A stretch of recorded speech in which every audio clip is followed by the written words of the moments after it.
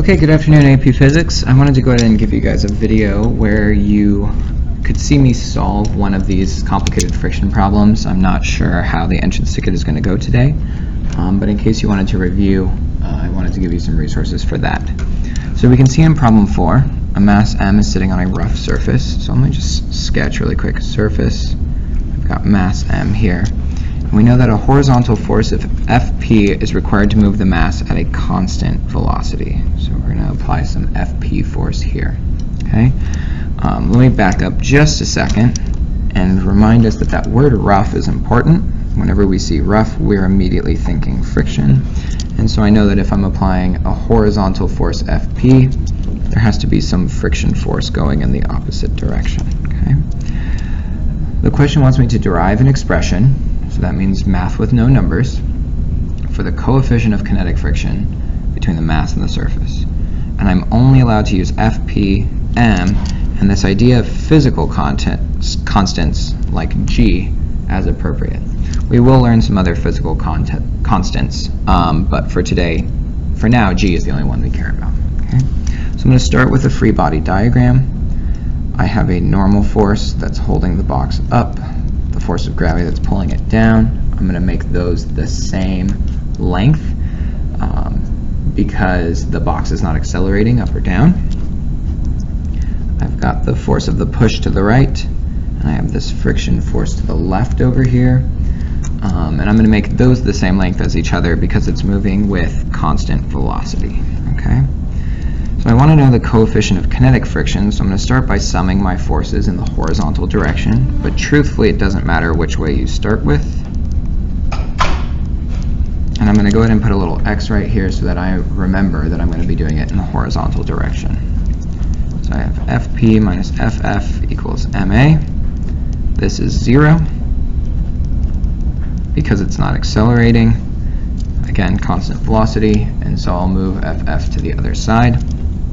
Now I'm going to plug in my special equation, coefficient of kinetic friction times my normal force. Okay. So if I rearrange this equation, I want to get this guy by himself. I'm going to divide both sides by Fn, and I'm left with mu k equals Fp over Fn. And so hopefully at this point I would be done. Unfortunately though, Fn is not given in the problem, so I need to figure out what I can do with this to either turn it into Fp, m, and a combination of physical constants. So I know that Fn shows up in my vertical direction, so I'm going to sum my forces in the vertical direction. Okay, so we've got Fn up top minus Fg equals may, and again I'm not accelerating up or down, so all of that's going to become 0, which tells me that my normal force is equal to Fg, and I can use a special equation here because Fg is the same thing as mg.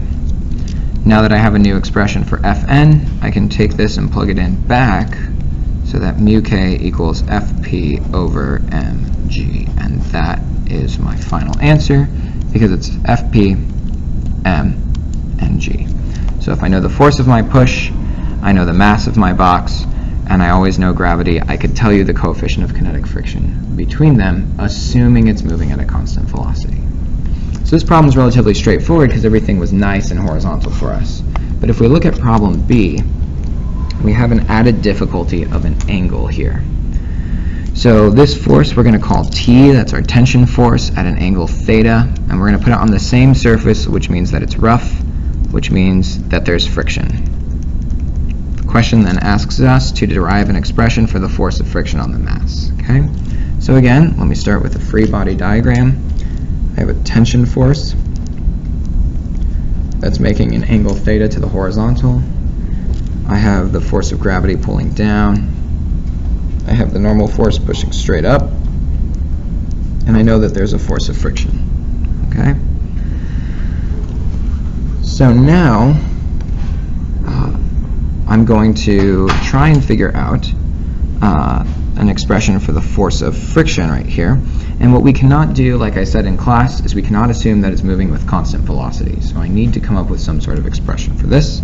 So immediately to the right of this, I'm going to break up my tension force into a Ty and kind of Tx, Fg, and Ff. Okay. So because I see that the force of friction is in my horizontal direction, I'm going to start there.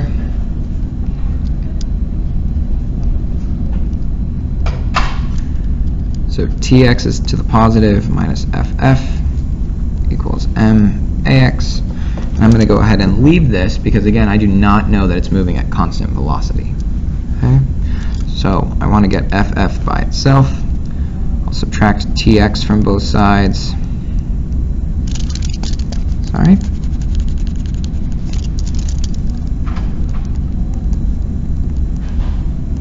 And then I'll multiply both sides by -1 to get rid of the negative on the left side. So I have Tx minus Max.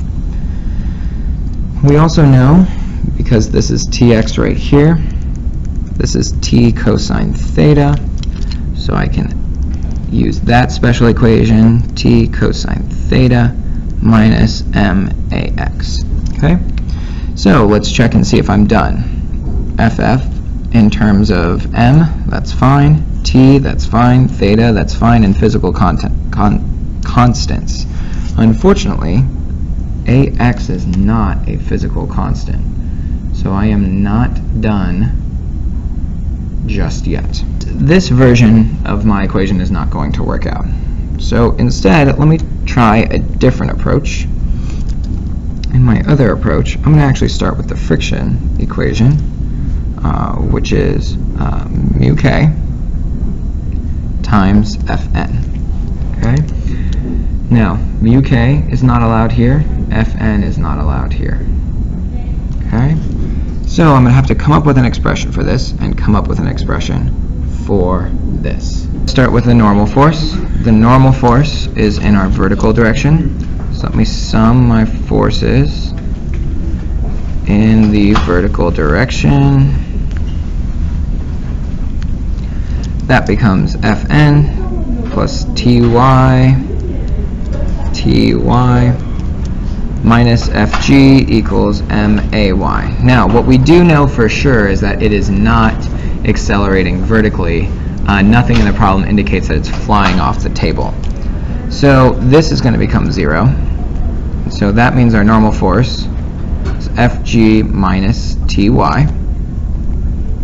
And let's plug in our special equations. T sine theta, and I get sine theta here because I'm talking about the vertical component of this force.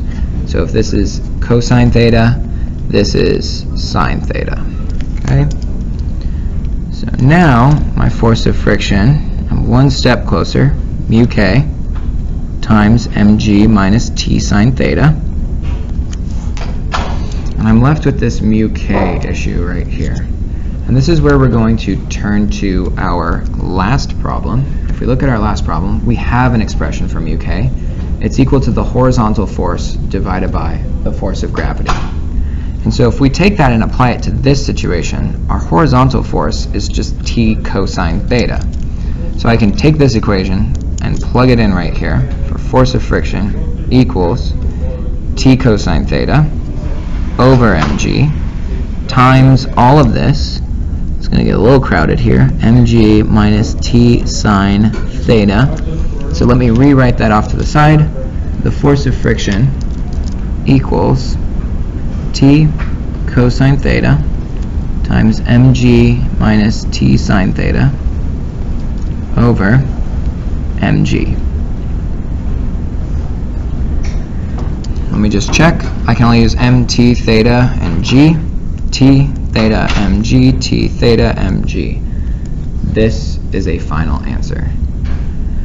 So it's quite a process. You can see even I went down the wrong route the first time, but that doesn't mean you give up. That just means you try in a new form. Okay? Hopefully this helps. I'll see you guys tomorrow.